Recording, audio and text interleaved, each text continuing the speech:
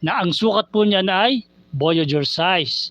At dahil maliit po ang pagka-Voyager ng ano, kasi po sa scaling po ng mga transformer, so we need to modify. Modify po yung anong yan, yung figure na yan. Ang ginawa ko po ay talagang tinaasan ko po ang kanyang paa. Dinagdagan po natin yan ng to more height. Hello to kay Ronald Ablang. Ronald Ablang, hello. Ito yung aking special showcase pictures for my channel na ayan po yung Transformer Prime Megatron RID, Robot in Disguise, na yan po ay custom and modify.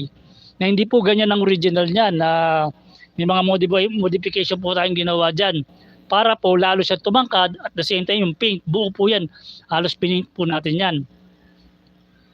At the same time nakita niyo may extension sa paa para tumangkad, kasi yung mga scaling po pagka i-scale nyo po sila dun sa mga transformer character na meron tayo ay medyo maliit po si Megatron.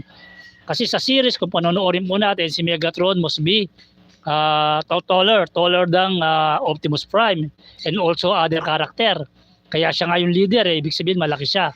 So yung mga figure po na natin ay maliit po, kaya ang ginawa po natin dyan ay custom modification. Mega loud shoutout, thumbs up, Dan Host, sabi ni Just Cooking. Hello Just Cooking. Thank you po. Thank you sa pag-visit mo sa aking live streaming na napakasaya. For the first time, ngayon lang po tayo nakakita ng dollar sign sa ating channel. Meron na po tayong dollar sign.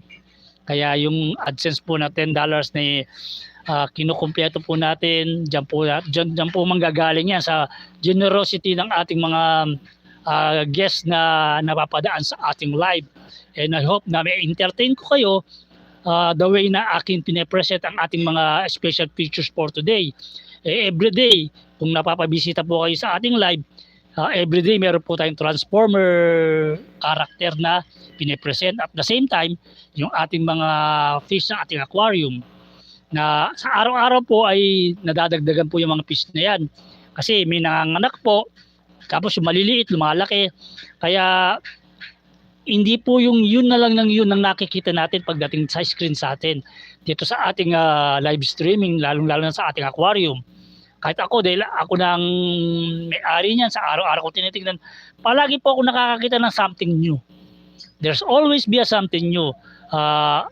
Given na ang kanyang design ay ganyan, siyempre yung structural ng kanyang mga way ng ating mga batong nilagay, yung ating mga design na bikini bottom, nag-iiba po yan pagdating sa mga halaman. Siyempre nag-grow po yung halaman.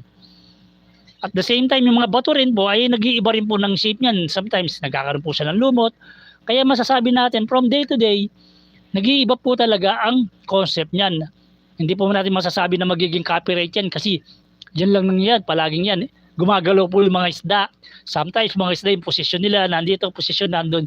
So it means it's a live streaming, not a copyright na masasabi natin dati ng binidyo yan.